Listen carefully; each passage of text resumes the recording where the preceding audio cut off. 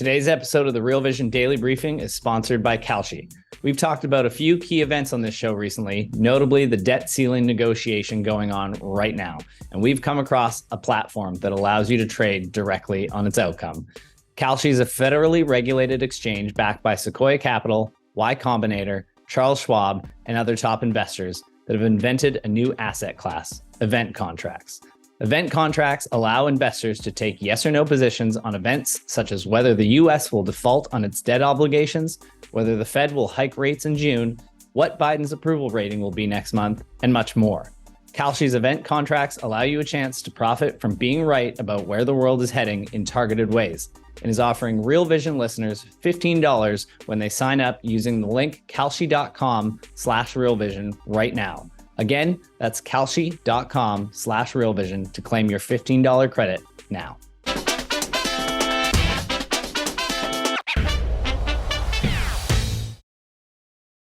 Is this the top of the economic cycle? Hi, everyone. Welcome to the Real Vision Daily Briefing. With me today is Eric Johnston, head of equity derivatives and cross asset for Cantor Fitzgerald. Hi, Eric. Maggie, how are you? I'm doing well, thanks. Yeah, great to see you. So it's so interesting to watch these markets because, once again, we're seeing stocks rally, technology rally, but they're doing it sort of heading into a really big, important economic release Friday, right? We have the U.S. jobs report. I mean, there's been so much going on with the debt ceiling. It's sort of been a little bit on the back burner, but NASDAQ up over 1%. What's driving the gains here?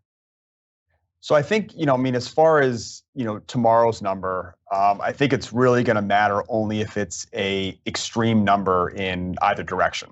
So you had the Timiraos article come out yesterday talking about how the Fed is going to pause, unless there is a big payroll number. So I think you'd need to see a print probably north of 300 to 350,000 for it to be a problem on the high side where people think, okay, now the Fed is going to go in June.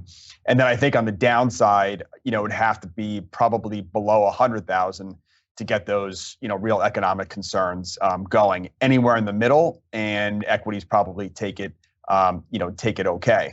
I think, in terms of the strength that you referred to, equities continue to be extremely resilient. And I think we've seen that for a number of different reasons that we can go into, but certainly the liquidity picture, over the last 7 months has been favorable. The expanding budget deficit has been favorable, right? It's been a stimulus. And then, of course, AI, which is a big theme out there that is clearly having material impact on the overall broad, indices. Yeah, absolutely. So we'll hit on all these topics, but when it comes to the economy, so that's interesting in terms of market reaction. It has to be extreme one way or the other. So otherwise, it's sort of like Goldilocks in the middle. Where are we with the economy, though? Because it's in some respects, it seems like we're seeing real signs of deterioration, weakness, and then in other areas, things look strong and resilient. Where are we here? I mean, are we kind of rolling over? Is there a lag? How are you thinking about this? So I think we're at the top of the cycle, and I think we are currently, if you want to think of the cycle, we're sort of plateauing as we speak, and I do think it's going to turn lower, and I'll go into why. So the unemployment rate is currently 3.4%. I think by most people's definition, we are currently at full employment. And so, as we all know, the economy goes in cycles, and typically bull markets start after we've seen a significant contraction in employment. And the whole idea is that you've seen this contraction, and then you now have a path forward where you can say, I think employment can now be added to for quarters and years to come, and that's going to be the backbone of stimulating growth, and hence I'm willing to pay more for equities because I see this clearer path. When you're at full employment, people say, of course, that there's always a recession in front of you. That recession is much more likely when you're already at full employment, that it's more likely around the corner. And if you look at the consumer right now, as you said, there's a very mixed picture going on right now. From a goods perspective, you can see this, there's clearly weakening going on, and it's fairly material, and it's also, at the moment, focused towards the lower end. So today, you saw Macy's report earnings, and they had a pretty big guide down, and they referenced the consumer. We had Dollar General also referencing the low end. But at the same time, we're also, an ISM manufacturing, very goods-oriented indicator. While at the same time, service remains strong. We saw that with American Airlines 2 days ago, raising guidance for the quarter. So it is a mixed picture. However, if you look at the broader trends, the consumer is taking on much more debt. You can see that in the credit card usage, not at problematic levels yet, but the direction, I think, is concerning. If you look at delinquencies are rising at a fairly material pace, not at problematic levels yet, but the direction, I think is. And then you look at savings; those are in decline, though still high. And so it's one of these things where the consumer and the economy entered this rate hike cycle in very, very good shape because of all the fiscal stimulus and monetary stimulus we had seen. Mm-hmm. So as a result, it's taking a lot longer for the economy to slow down and eventually roll over. So I think it is going to happen, and I think our best case scenario is, because we are at that full employment level, is that I think our best case is that we would muddle along at a very low growth environment with sticky inflation. Yeah, which we know in and of itself is problematic. Dr. Block, you were asking about one ISM under 50, and I think, Eric, you make a great point about it being this sort of, two-tier or two-track economy, one on the goods side and one on the services side, and they are behaving very differently. And that's a layover from the pandemic, but maybe you argue it's something more structural now. So against that backdrop, so the economy weakening, heading to recession, a lot of people pointed out, listen, this is like the most well-telegraphed recession, or yes, most highly anticipated recession in sort of the history of the universe, right? We've all been talking about it, waiting for it. It's taken a lot longer, as you point out. But that's going to be happening at the same time that we're kind of coming through this debt ceiling. And we've had a lot of people coming on talking to us about the kind of mechanics around what has to happen now with the debt ceiling. And I know you're looking at that as well. We've got all of this bond issuance coming, don't we? How is that going to work coming against a weakening economy? Yes. So I think the backdrop is, since October, when equities hit their lows, the global liquidity picture has improved by about $800 billion. And at one point, it was about a month ago, it was a total of about 1.4 trillion. I think it's no coincidence that since the October lows, that equity valuations have moved sharply higher from there. And this liquidity picture improvement has come from the Bank of Japan growing their balance sheet, which is now paused or stopped, and also has come from the draining of the TGA. And so what I think is important is that if you look at the global liquidity picture going forward over the next 6 to 12 months, it looks like it's going to be quite negative.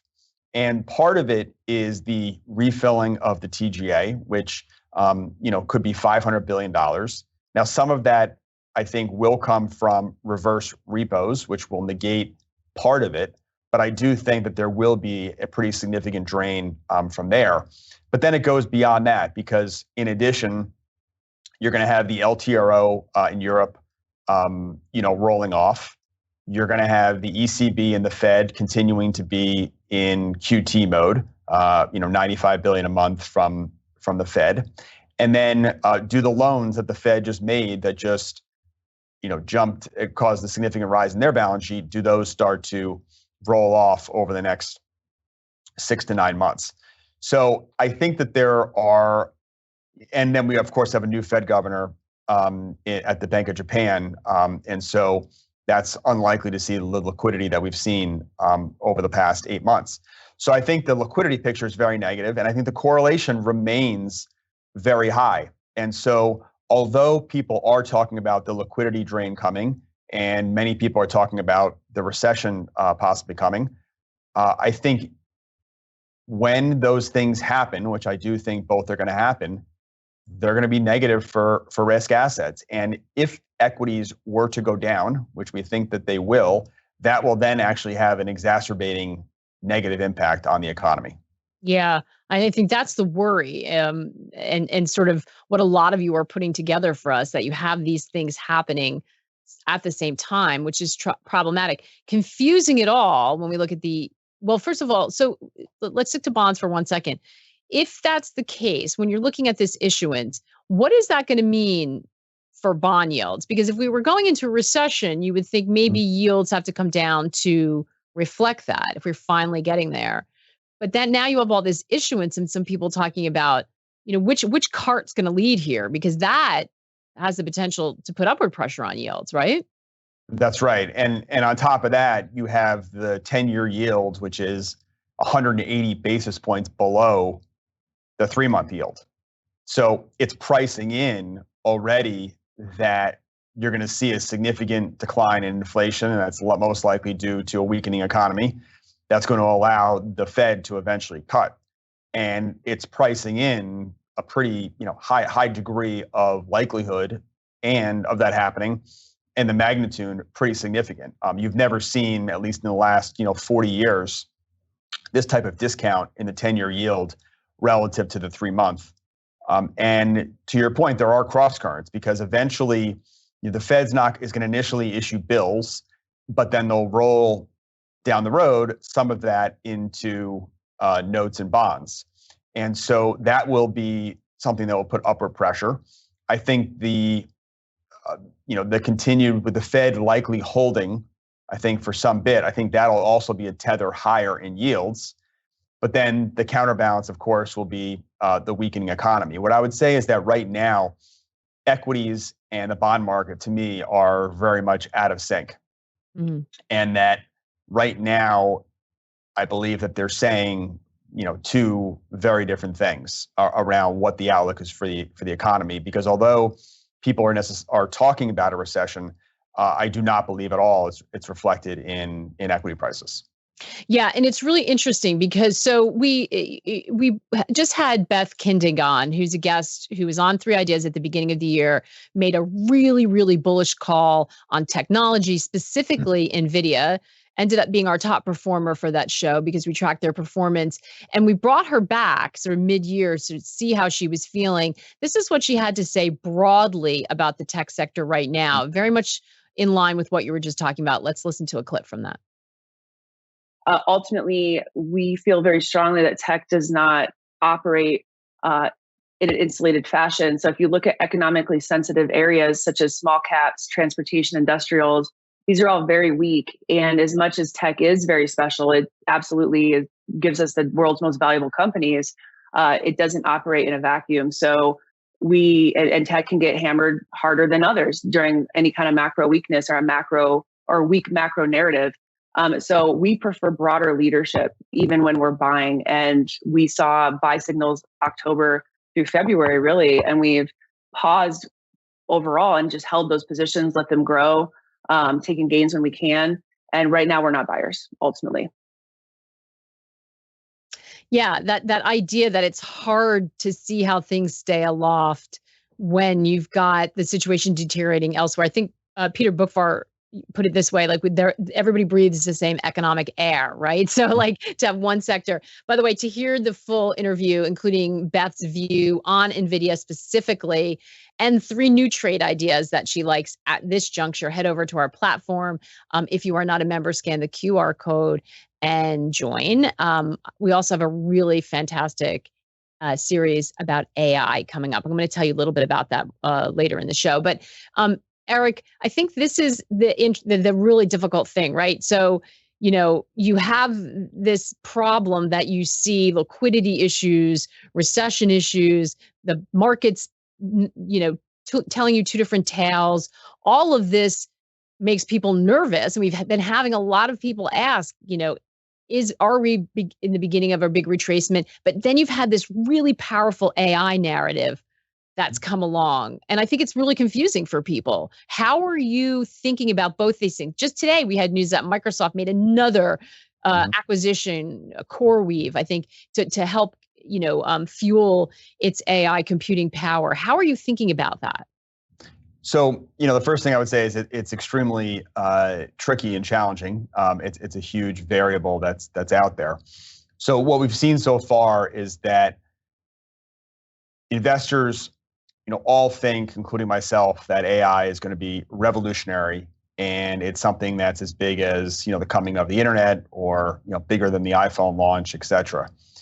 And people of course want to profit from it. So the trade so far has been to go into a very select number of names that investors feel are going to be, at this point, part of or leading this AI revolution. And so it's caused positioning within the NASDAQ to actually go from pretty underinvested 5 or 6 months ago to now being very extended, and investors have kind of piled into a group of 5 or 6 different names to play this theme. What I would say is that, I would agree with the comment that, technology clearly has a secular aspect to it, but it also has a cyclical aspect to it. And I don't think it will look through a recession, in particular if it's on the more aggressive side. If you look at times where there have been these material launches of different things that are similar to AI, if you go back, the iPhone was launched in 2007. Which was clearly revolutionary and has impacted all of our lives. And that was in about the middle of 2007. Obviously, that was taken over by the great financial crisis. The internet bubble started in the mid to late 90s, and ultimately ended with a recession. We had a rate hike cycle, and the onlook of the recession and the actual recession did damage and pop the bubble in the tech sector. If you bought the NASDAQ the S&P or NASDAQ around January of 97, which is before Amazon went public, you were unchanged on that trade in October of 2002. Now, obviously, it went up significantly over the next 3 years, and if you got out, you made money. But the point is as revolutionary as this age was, it was also a time from 97 to 02 that the returns were very poor. So, the idea that it's revolutionary and making money off of it are two very different things. I think in the short term, there are clearly money-making opportunities in a lot of these names. That's causing the breadth to be what it is, which I don't think in and of itself is a bad thing. But it's something that is going to transform things, but cannot, in my view, necessarily survive a recession if that ends up ends up happening. Okay. Underscore, exclamation point, bold that, everyone. David H. on the YouTube chat, I think that answers your question, because he was asking, if he thinks AI is so big, then why does he think it will fade? Makes no sense. Again, we played Beth's, and I encourage you all to go listen to both her interviews. Go back and listen to her talking about the narrative back in the beginning of the year, but her views on some of the sort of fundamentals of what she's talking about are not different. The difference is the market has changed, right? That where everything is and the outlook for the rest of the economy, you always have to update that. So that was a great point, Eric. And I think there are a lot of lessons when you look back in the .com. By the way, it also matters your time frame, because That's if you are going to hold for a really long time and this AI plays out, and you have the ability to withstand a downdraft, maybe that's different. Maybe you're not going to worry as much as somebody who needs the money more in a shorter time frame. So all of those things are really important and plug in. So thank you for making that point, Eric, because I think it's been really confusing for people. Yeah, if I could add one more point, is you had someone like Bill Gates the other day come out and saying, we don't know who the winners are going to be, saying we are not going to search on the internet like we currently do, and we're likely not going to go to Amazon. And so I think the point is that Google is a great example, who is on the absolute forefront of AI. The R&D that they've been doing for all these years is incredible. But one of the number one things that's going to change is search.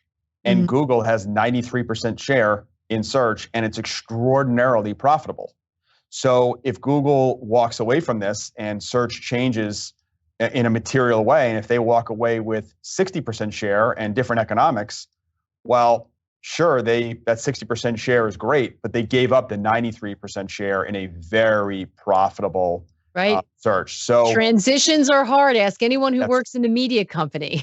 We see this playing out. I know you probably all watch the end of Succession stuff, but there's disruption going on. And sometimes the economics, as you make a leap to new technologies, aren't always there. We also know that there are memos leaked about, does anybody really have a moat anymore? That's going to be a really big issue. By the way, I'm going to take this opportunity right now because we have a question. I'm laughing. I don't know if this is exactly which I think you asked the question twice, but Matthew was really like raising his hand, waving his arms. First time question asker. Welcome, Matthew, asking, will quantum computers and all the possibilities it brings do the same thing? We are thinking about all these questions really hard. We're actually, I mentioned before, launching a series. I'm just going to let you all know about it right now, so that you could sort of set your calendar. Because of all these questions and issues that Eric and I are talking about, we're going to do a sort of 2-week festival of learning, but it's not going to be a day event. It's going to be spread out over the course of a couple of weeks. You've got to sign up for it. We'll tell you how to do that. I think, Nick, if you want to put that screen up, if you can. I'm totally front running when we were going to talk about this, but you need to register to do it. But we are going to really sort of tease this out. We're going to talk about what the hell happens with this AI wave.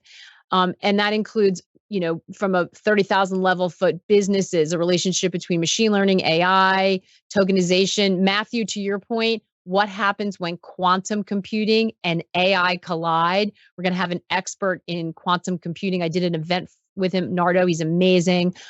He and Mike Green are going to break that down for us. And then after that, sprinkled in, we're going to have what you can do. So how you need to be thinking about this. How do you future-proof your job? How do you think about this from a business perspective, whether you're an executive at one or running one? How to think about investing using AI. And some of them are going to be tutorials. So super pumped about this. I think we're all going to learn a lot. So we'll keep telling you where you can register for that. But this is why we're doing it, because it's affecting every conversation. Eric, I don't know about you, are your clients asking you about this all the time? Because I think every person that we have on, no matter what asset class they're looking at, because of the role this is playing in macro, AI comes up. Are you experiencing the same thing? Absolutely. I mean, now it's part of every conversation.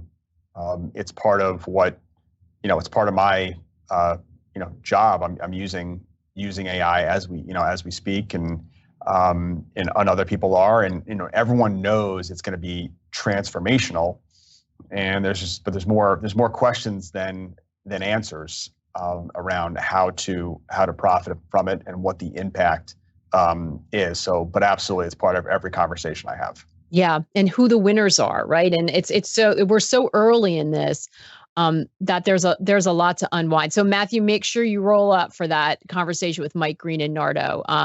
There'll be a schedule out on when to find that. So let's look at some of the questions. So Lewis was asking, what about Bitcoin, and are we at a tipping point for the US dollar, euro dollar specifically? So I think as far as the dollar goes, part of the reason that you've seen the most recent rally has been partly it's been a squeeze to some degree, and I think that people are shorted for very good fundamental reasons that I certainly believe in. And so my more medium-term view is negative on the dollar. But I think from a short-term perspective, I don't necessarily have a strong view, and I think it's very tricky with the current positioning. Yeah. Bitcoin, I'm going to assume you do have a view on because you're worried about risk assets. Andrew also asking, is it a good point to take profits on Bitcoin since we're all waiting for the recession to come for a visit? Yes, and so I think Bitcoin has certainly of late benefited from from the liquidity being added to the system, and I think it is a prime candidate to suffer as the liquidity gets dries up over the course of the next 6 to 12 months.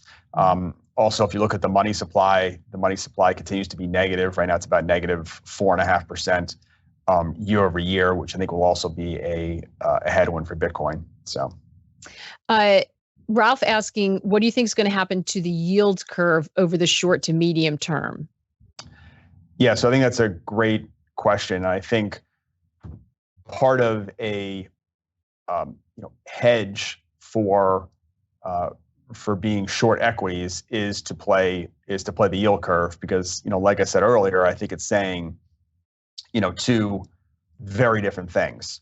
Embedded within the 2-year are one cut from the Fed funds rate this year, and then more cuts next year, and then clearly the 10-year is pricing in a fair degree of cuts. If you look at the 5-year break-evens, they're pricing in 2% inflation. I think it's 2.07% inflation. So from the bond market's essentially saying the inflation problem is really done and behind us. Now, I think they're saying that because of their economic outlook. So I think in a situation where to the point earlier, what happens to the curve? I think, in a situation where the economy, finally starts to roll over, I think that the long end is going to be much stickier, meaning yields will go down a lot less on the long end than has historically happened before in economic downturns, because the Fed essentially has kept rates at 5%, and inflation is still something that is still a sticky challenge that's out there.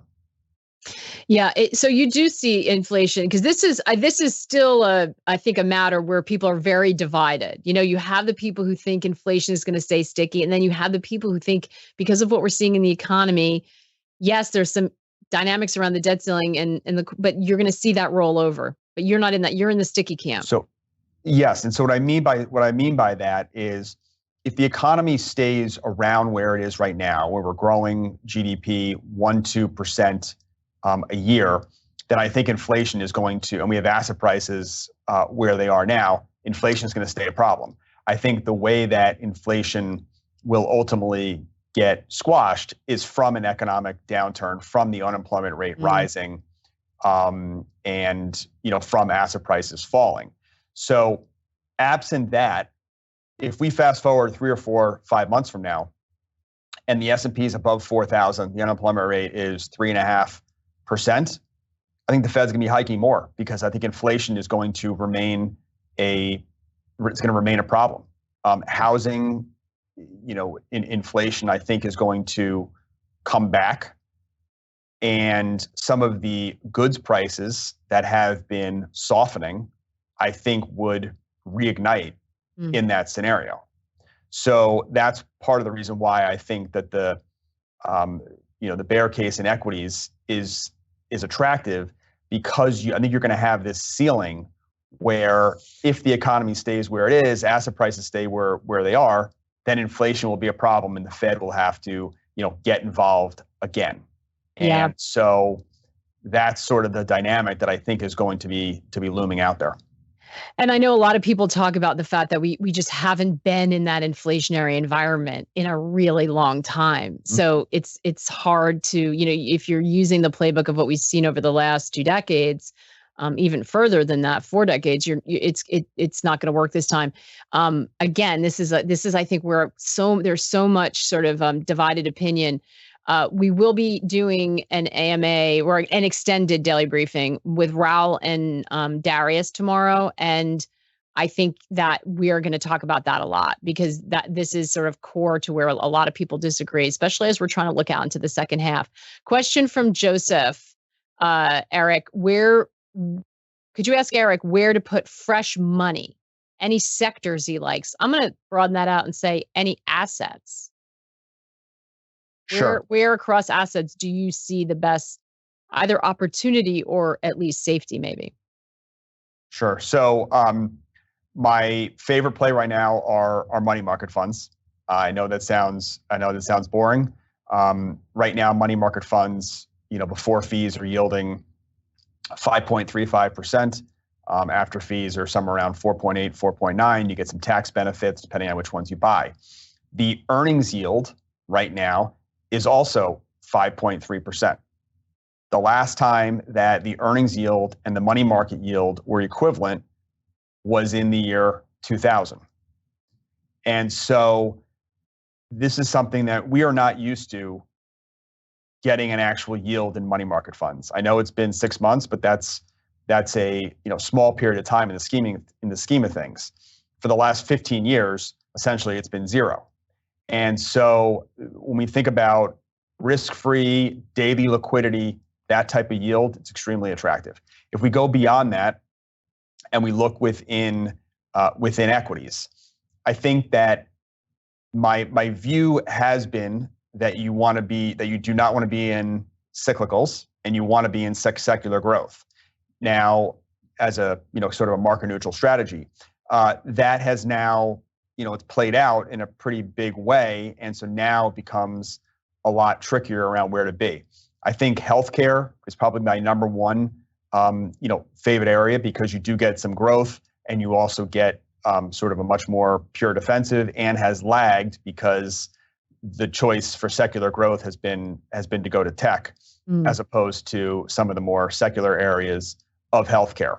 But I do think that would work going forward. And then I would just say one more thing is just beyond that, I do think that gold is going to work. It at one point got to be somewhat of a crowded trade on the long side, but that I think has dissipated somewhat. And I do think gold is going to trade very well. Fantastic. I'm so glad you brought that up, because we had 3 different people asking about gold and we hadn't had a chance to get to it yet. So SAS, TrillionX, and there's one more person out there. I hope that answered your question. Eric, tremendous. This has been such a great conversation. It's a difficult market out there. And I know you said money markets were boring, but there's nothing boring about making money. So we appreciate you helping guide us on your thoughts right now. Thanks, Maggie. I enjoyed it. It was great. And so just remember those programming notes, folks. Raul and Darius on for the extended tomorrow. Tomorrow, it's still at 4. For the rest of the summer, we hear you. We feel your summer Friday vibes, and we will be matching you and moving it to 1. We'll remind you about that. But tomorrow, it's still at 4 live with Raul and Darius. And then we'll continue to give you information on how you can register for our AI Festival of Learning, which is going to take place over the course of 2 weeks. We need to know everything we can about this to stay informed. So we hope you'll join us. Some really great conversations. Eric, thank you so much. Thanks to all of you for watching. As always, take care and good luck out there.